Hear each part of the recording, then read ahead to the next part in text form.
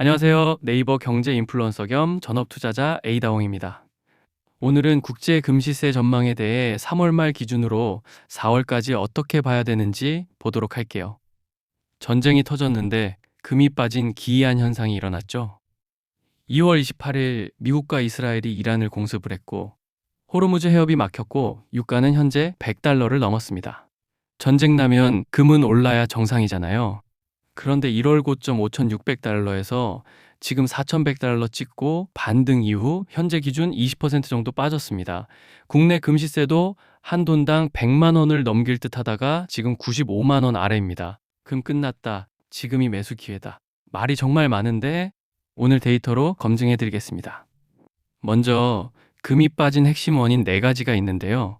첫 번째로 세계 최강의 안전자산은 금이 아니라 달러입니다.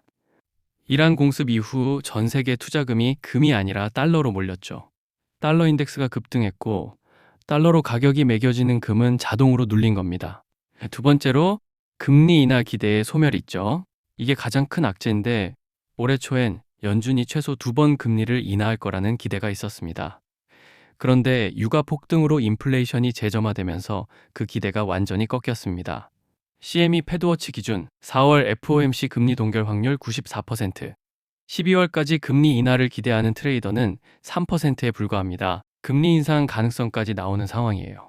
금은 이자가 제로인 자산입니다. 국채가 4% 넘는 이자를 주는데 금을 들고 있을 이유가 줄어드는 거죠. 세 번째로 금은 이미 너무 올라 있습니다. 2025년 한 해 동안 금은 70% 이상 올랐습니다. 3년 연속 상승이었고요. 전쟁 프리미엄이 붙을 여지가 이미 없었습니다. 5,600달러를 찍은 직후부터 차익 실현 매물이 쏟아진 거죠. 네 번째로 마진콜이 이유인데 이란 전쟁 후 전 세계 증시가 폭락했어요. 코스피도 하루 만에 12% 빠졌죠. 주식이 폭락하면 투자자들은 추가 증거금을 내야 합니다. 그때 수익이 나 있는 자산부터 팔게 되는데 그게 금이었습니다. 극단적 유동성 위기에서는 금도 현금화 대상이 된다라는 것.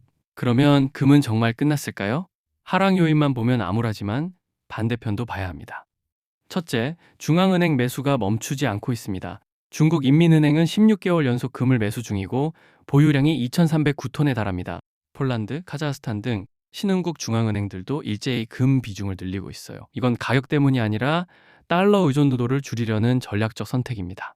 둘째, 월가 대형 은행들은 여전히 강세 전망입니다. JP모건 연말 6,300달러, 웰스파고 6,100에서 6,300달러, UBS 6,200달러, 현재 가격 대비 40% 가까운 상승 여력을 보고 있습니다.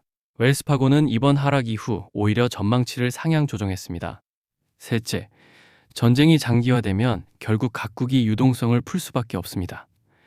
2008년 때도 금은 초반에 같이 빠졌다가 양적 완화 이후 폭등했습니다. 같은 패턴이 반복될 가능성이 열려 있습니다. 금값을 기술적 분석으로 볼게요. 현재 가장 중요한 기술적 지지선은 4,100달러이며 쌍바닥까지 만들 가능성을 배제할 수 없으며 저항선은 다시 상승 추세로 복귀하려면 단기적으로는 4,600달러, 확정은 4,900달러의 강력한 저항을 뚫어내야 합니다.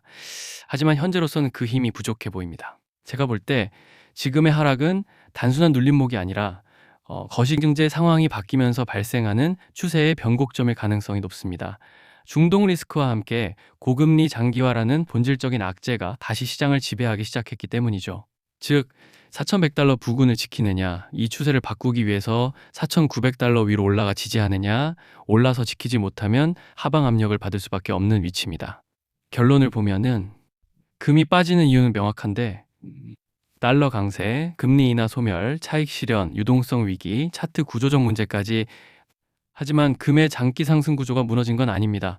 중앙은행 매수, 탈달러화, 경기 침체 시나리오가 여전히 살아 있습니다. 그래서 지금은 들고 있다면 공포에 던지지 마세요. 다만 비중이 과도하면 일부 조절할 필요가 있고 새로 사려면 절대 한 번에 몰빵하지 말고 분할 매수.